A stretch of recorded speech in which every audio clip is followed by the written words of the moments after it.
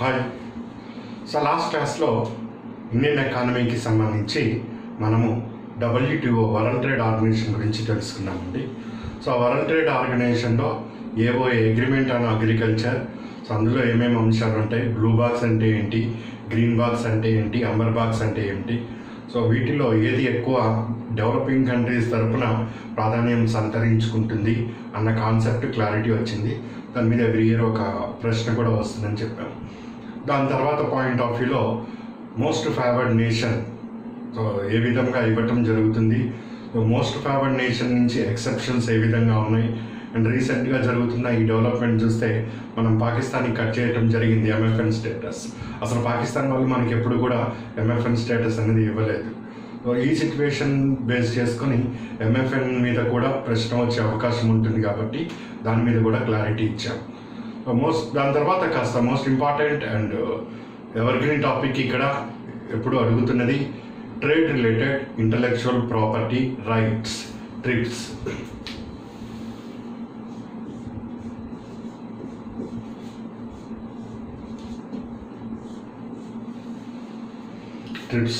Trips related ఇంకేమైతే ఉన్నాయో అవన్నీ కూడా ఈరోజు చూద్దామండి.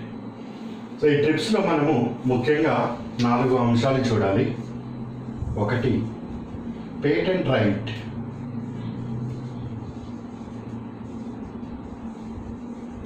Another one trade mark,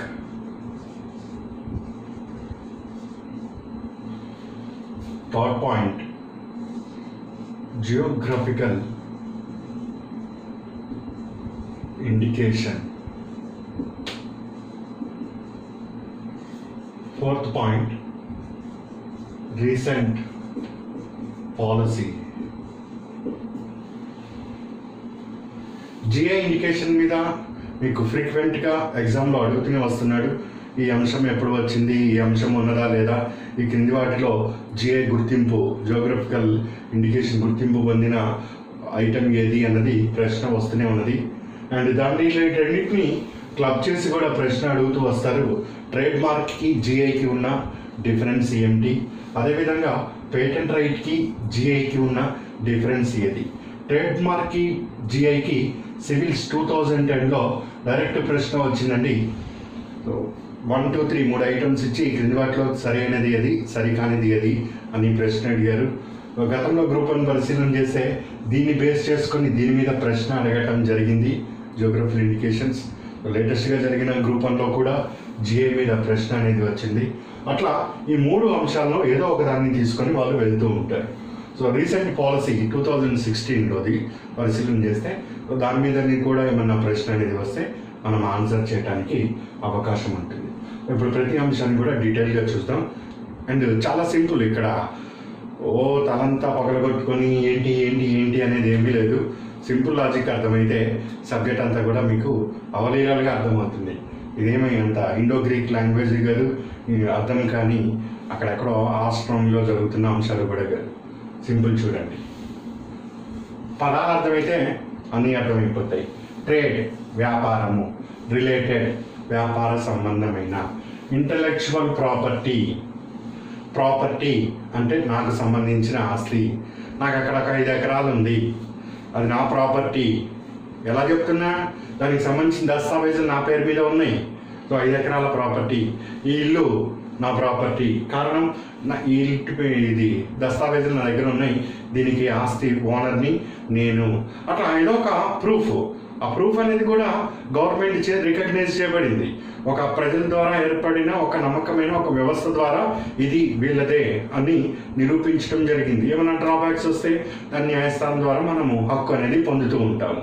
so conflict అనేది వస్తుంటే కాన్ఫ్లిక్ట్ని డిస్ప్యూట్లీ సెటిల్మెంట్ చేయడానికి కూడా అవకాశం ఉంది. నిజంగా ఇది ఆయన ఆస్తి అయినా కాదా, ఏమైనా డూప్లికేట్ చేశాడా అని ఏ విధంగా అయితే మనం డే టు డే అఫైర్లో చూస్తూ ఉంటామో ఇక్కడ కూడా అదే లాజిక్ని అప్లై చేస్తూ ఉంటాం. ట్రేడ్ రిలేటెడ్ ఇంటలెక్చువల్ ప్రాపర్టీ అనేది ఇంటలెక్చువల్ ద్వారా రావటం జరిగింది. సో ఇంటలెక్చువాలిటీ అంటే అది నార్మల్ వ్యవహారం కాకుండా ఏదో సంథింగ్ డిఫరెంట్. ఆర్థిక వ్యవస్థ మొత్తంని కూడా మార్చే శక్తి దేనికి ఉందయ్యా అంటే ఉత్పత్తి కారకాలైన భూమి కానీ, శ్రమ కానీ, మూలధనము కానీ, వ్యవస్థాపన కానీ వీటిలో లేని ఒక కొత్త శక్తి అన్నది నవకల్పనకి ఉన్నది. నవకల్పన, ఇన్నోవేషన్. 1970 నుంచి కూడా నేను ఇదే దుకాణం నడుపుతున్నా. సో ఈరోజు నా కొడుకు నడుపుతున్నాడు, నా మనవడు నడుపుతున్నాడు అదే దుకాణం. మా ఆస్తి ఇంతే ఉంది, ఒక ఇల్లు ఉన్నది, మహా అంటే ఇంకో 4 ఎకరాలు కొనుక్కున్నాం. సో రొటీన్, అదే భూమి, అదే శ్రమ, అదే మూలధనం, అదే వ్యవస్థాపన. ఏదో లిటిల్ బిట్ పాపులేషన్ డెవలప్మెంట్ అవటం వల్ల లేకపోతే ట్రేడ్ కొంచెం పెరగటం వల్ల మాకు ఒక 5 ఎకరాలు కొనుక్కున్నాం. ఇదే బిజినెస్లో, ఇదే ఆర్థిక వ్యవస్థలో ఒక నవకల్పన నేను ప్రవేశపెడితే, ఇప్పుడు ఈరోజు ఫేస్బుక్ ఆయన ఉన్నాడు మార్క్ జుకర్బర్గ్. సో ఎన్ని కోట్లు సంపాదించాడండి? దాదాపు 2 లక్షల కోట్లు దానాలే ఇచ్చేసాడంటే ఎంత ఆస్తి. సో అంతకుముందు ఫేస్బుక్ అంటే ఎవరికీ తెలియదు. సో ఆర్థిక వ్యవస్థలో ఒక నవకల్పన తీసుకురావటం వల్ల మిగిలిన ఉత్పత్తి కారకాలన్నీ కూడా ఉత్తేజము చెంది ఆర్థిక వ్యవస్థ ముందుకు వెళ్తుంది. సో ప్రతి దేశము కూడా వాళ్ళ యొక్క స్థూల దేశీయ ఉత్పత్తిలో, జీడిపిలో కొంత మొత్తాన్ని నవకల్పనకి కేటాయిస్తూ ఉంటాయి. అయితే అభివృద్ధి చెందిన దేశాలు వాళ్ళ జీడిపిలో ఎక్కువ కేటాయిస్తూ ఉంటాయి. అభివృద్ధి చెందుతున్న మరియు చెందని దేశాలు చాలా తక్కువగా కాంట్రిబ్యూట్ చేస్తూ ఉంటాయి. ఈరోజు భారతదేశంలో రీసెర్చ్ అండ్ డెవలప్మెంట్కి నువ్వు ఎంత కేటాయిస్తున్నావు అంటే 0.06% ఆఫ్ జీడిపి. ఇది వాస్తవం. నీకు 0.06% ఆఫ్ జీడిపి, భారత్ జీడిపి నీకు 150 లక్షల కోట్లు. దీంట్లో నువ్వు 0.06%ని రీసెర్చ్ అండ్ డెవలప్మెంట్కి కేటాయిస్తుంటే నీ నవకల్పన ఏ స్థితిలో ఉంటుంది నువ్వు ఆలోచించవచ్చు. అదే యుఎస్ఏ వాళ్ళకి ఉండే మొత్తం దాంట్లో 6% ఆఫ్ ద టోటల్ జీడిపిని వాళ్ళు రీసెర్చ్ అండ్ డెవలప్మెంట్కి చేస్తున్నారు. వాళ్ళది చూస్తే రఫ్లీ 1,100 లక్షల కోట్లకి వాళ్ళది ఉన్నది. 150 లక్షల కోట్ల 0.06 ఎంత అమౌంట్ వస్తున్నది.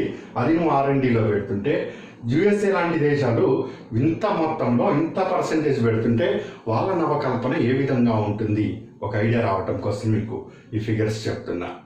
అంటే ఆబ్వియస్లీ ఎక్కడైతే నువ్వు మోర్ అండ్ మోర్ ఇన్వెస్ట్మెంట్స్ చేస్తూ ఉంటావో అక్కడ ఇంటెలెక్చువాలిటీ బాగా డెవలప్మెంట్ అవుతుంది. ఒక వ్యక్తి మీద నువ్వు వెచ్చించే మూలధనము, ఒక ప్రభుత్వం వెచ్చించే మూలధనం వలన ఆ మనిషి యొక్క శక్తి పెరుగుతూ వస్తుంది నవకల్పన దిశగా. So more and more capital infusion. మనము ఈ లేబర్ బేస్డ్ ఇండస్ట్రీస్కి ఎక్కువ ప్రిఫరెన్స్ ఇస్తాము, వాళ్ళు క్యాపిటల్ బేస్డ్ ఇండస్ట్రీకి ఎక్కువ ఇంట్రెస్ట్ చూపడం జరుగుతూ వస్తుంది. ఒక వ్యక్తి మీద ఖర్చు చేసే పర్ క్యాపిటా ఎక్స్పెండిచరు డెవలప్డ్ కంట్రీస్లో బాగా ఉంటుంది. నీకు ఈ పిహెచ్డీ చేయడానికి 20,000 30,000 వాళ్ళు స్కాలర్షిప్గా ఇస్తుంటే ఓ ఎంతో త్యాగం చేసేసింది భారతదేశం అని మనం ఫీల్ అయిపోతుంటాం. అక్కడ నీకు $150 ఇచ్చేస్తాడు, ఏమైనా చేయను దాంతో. సో అవుట్పుట్ కరెక్ట్గా తెచ్చి చూపించడానికి అవకాశం ఉంటుంది. చూడండి ఎంత మార్పు వస్తుందో. సో ఒక ల్యాబ్ కన్స్ట్రక్షన్ చేయటం కానీ each and everything fully organised అవుతూ వస్తుంది. So more and capital investment on human resource means more and more ఇన్నోవేషన్స్కి స్కోప్ మీకు పెరుగుతూ వస్తుంది. సో ఆ స్కోప్ ఆఫ్ ఇన్నోవేషన్ని పెంచడమే ఇక్కడ ఇంటెలెక్చువాలిటీ. సరే, ఇంత చేసి ఆ ఇన్నోవేషన్ కనుక్కున్న తర్వాత ఒక కొత్త వస్తువు తయారు చేసిన తర్వాత అది నాలాంటి వాడెవడో దొంగతనం చేసేసి ఆ వస్తువు నాదే అని మార్కెట్లో అమ్మితే దానివల్ల వాళ్ళు ఎంత బాధపడతారు. సో ఆ డెవలప్డ్ కంట్రీస్ ఆర్థికంగా ఎంత నష్టపోతాయి, ఇక్కడే గొడవ అంతా కూడా ప్రారంభమవుతుంది. అందుకే WTOలో ఒకటే మాట చెప్తున్నారు, వ్యాపార సంబంధంగా మనం ఇది నిర్వహించుకుంటున్నాం. సో వ్యాపార సంబంధమైన ఇన్నోవేషన్స్, ఇంటెలెక్చువల్ ప్రాపర్టీ రైట్స్ ఏవైతే ఉన్నాయో అది WTOలో ఉండే ప్రతి సభ్య దేశం కూడా గౌరవించి తీరవలసిందే అని చెప్పటం జరిగింది. ఏంటి, ట్రేడ్ రిలేటెడ్గానే ఉండాలి. అది ట్రేడ్ రిలేటెడ్. మరి ట్రేడ్ రిలేటెడ్ కాకుండా ఉన్నాయా, అవి కూడా ఇప్పుడు మీకు క్లారిటీగా వస్తుంది. సో అల్టిమేట్గా ఇక్కడ నేను చెప్తున్న అంశం ఏంటి, ఇంటెలెక్చువాలిటీ. అది నవకల్పన. ఎన్ని పదాలని మీరు దాన్ని పర్యాయ పదాలు వాడుకోవచ్చు. ఆ నవకల్పన అనేది ఆర్థిక వ్యవస్థకి ఒక ఇంజన్ గ్రోత్ లాంటిది. ఈరోజు సాఫ్ట్వేర్ వచ్చింది, సో ఎంత భూమి అందుకుంది. సో రేపు ఆర్టిఫిషియల్ ఇంటెలిజెన్స్ వస్తుంది, అది ఇంకెంత స్పీడ్గా వెళ్తుంది. So more and more innovations means more and more development. ఈ రోజుల్లో టెక్నాలజీని ఉపయోగించుకున్న వాడే అండి. టెక్నాలజీకి దూరం అయితే నువ్వు నీ అభివృద్ధికి దూరమైనట్టే. Simple logic. సరే, ఈ భారతదేశము ఏంటి వీళ్ళ బాధ? భారతదేశం in the sense developing countries ఏం మాట్లాడుతున్నాయి, డెవలప్డ్ కంట్రీస్ ఏం మాట్లాడుతున్నాయి, ఈ లాజిక్ అర్థం చేసుకోవాలి. ఉదాహరణకి ఏ నుంచి బి నుంచి సి నుంచి డి నుంచి ఈ. ఇది అల్టిమేట్ ప్రోడక్ట్, ఫైనల్ ప్రోడక్ట్. ఇది నాకు ఇది అమెరికాలో నేను నా జీడిపిలో 6% ఇన్వెస్ట్మెంట్ చేసుకొని కనుక్కున్నా. సరే, ఒక వ్యక్తి కనుక్కున్నాడు, ఎవరో ఒక జాకన్ జూకర్బర్గో ఇంకోడెవడో కనుక్కున్నాడు. వాడికి 500 కోట్ల రూపాయలు ఖర్చు అయింది ఈ వస్తువు కనుక్కోవటం వలన. అంత ఖర్చు పెట్టి కనుక్కున్నాడు. దానికి పేటెంట్స్ ఉన్నాయి, పేటెంట్ ఇచ్చారు అమెరికన్ గవర్నమెంట్ వరల్డ్ వైడ్గా ఈ వస్తువు ఈ అనే వస్తువు వీడు మాత్రమే, ఎక్స్ అనే వాడు మాత్రమే అమ్మాలి, వాడు మాత్రమే తయారు చేసుకోవాలి, ఇంకెవరికి అవకాశం లేదు. ఎందుకంటే ఈ అనేది వచ్చిందంటే దానికి ఏ అనే రా మెటీరియల్, దానికి బీసీడీ ఇవన్నీ చేస్తే ఈ అని వచ్చింది కాబట్టి ఈ అన్నది ఎక్స్ అనే వాడికి మాత్రమే చెందుతుందని పేటెంట్ తీసుకోవటం జరిగింది. కానీ మన వాడు చాలా బ్రిలియంట్ ఇండియన్. గతంలో కూడా సరదాగా జోక్గా అంటూ చెప్పాను, అమెరికా వాడు సాఫ్ట్వేర్ కనుక్కుంటాడు, జపాన్ వాడు హార్డ్వేర్ కనుక్కుంటాడు. జపాన్ వాడు ఒక కొత్త మొబైల్ తీసుకొని వస్తాడు హార్డ్వేర్ తోటి, ఈ అమెరికన్ వాడు దాంతో సాఫ్ట్వేర్ కనుక్కొని మొత్తం కమ్యూనికేట్ చేయగలుగుతాడు. భారతీయుడు ఏం కనుక్కున్నాడు అంటే ఈ మొబైల్ తోటి మిస్డ్ కాల్ ఇచ్చి దాన్ని ఉపయోగించుకోవటం కనుక్కున్నాడు అని చెప్పాను. ఇది వీడితే ఇది. కాబట్టి వాడికి హార్డ్వేర్ వాడికి వేస్ట్, ఇటు సాఫ్ట్వేర్ వాడికి వేస్ట్. ఈ రెండింటి ఉపయోగించుకుంటున్న వాడు మిస్డ్ కాల్ అంటే నేను అదే సినిమా థియేటర్కి వచ్చాను అని మిస్డ్ కాల్ ఇచ్చానుకో వాడి కమ్యూనికేట్ అయిపోయింది. అల్టిమేట్గా మొబైల్ ఏంటి? కమ్యూనికేషన్. సో నువ్వేమైతే కమ్యూనికేట్ చేయాలో కమ్యూనికేషన్ అయిపోయింది అక్కడ. సో ఇలాంటి తెలివితేటలు అనేది ఈ డెవలపింగ్ కంట్రీస్ వాళ్ళకి బాగా ఉంటున్నాయి. సో వాళ్ళు ఏం చేశారు, సో దీనిని ఇంకో రకంగా తయారు చేశారు. ఇంకో రకంగా ఏంటి, ఇప్పుడు మన కామన్ లాంగ్వేజ్లోకి వెళ్దాం. ఇది చాయ్. వాటర్ తీసుకున్నాను, మిల్క్ తీసుకున్నాను, చాయ్ పత్తి, tea powder, little bit sugar, ఇవన్నీ కలిపితే నాకు ఒక కప్ ఆఫ్ టీ వచ్చింది. సో టీ మీద ఎక్స్ అనేవాడు ప్రోడక్ట్ పేటెంట్ తీసుకున్నాడు. నేను ఇండియన్ డెవలపింగ్ కంట్రీ, నేనేం చేస్తాను, వాటర్ తీసుకున్నాను, అందులో చాయ్ పత్తి వేసాను, దాంట్లో షుగర్ వేసాను, దాంట్లో మిల్క్ వేసాను. అల్టిమేట్గా చాయ్ వస్తుందా లేదా అండి? చాయ్ వస్తుంది. మిల్క్ ముందే వేయాలని రూల్, ఆ తర్వాత వేసుకోకూడదా? వచ్చింది నాకు చాయ్. నేను కూడా మార్కెట్లో చాయ్ అమ్ముకుంటా. వీడు 500 కోట్లు పెట్టి టీ అమ్ముతున్నాడు. వీడు మార్కెట్లోకి వెళ్ళేసరికల్లా 100 రూపాయలు టీ అంటున్నాడు. నేను ఈ ప్రాసెస్లో ఇది నాకు మహా అంటే ఖర్చు అయింది ఒక 5 కోట్ల రూపాయలు ఖర్చు అయి ఉంటుంది. నేనేం చేస్తాను, 2 రూపాయలకే టీ అమ్ముతాను. వాటి తాగినా నా టీ తాగినా టీటీఏ. నువ్వు ఇటువైపు తిప్పినా ప్రాసెస్లో ఏం మార్పులు చేసినా అర్థమవ్వాలని, ప్రాసెస్లో ఏం మార్పులు చేసినా అల్టిమేట్ ప్రోడక్ట్ నీకు అదే వస్తుంది.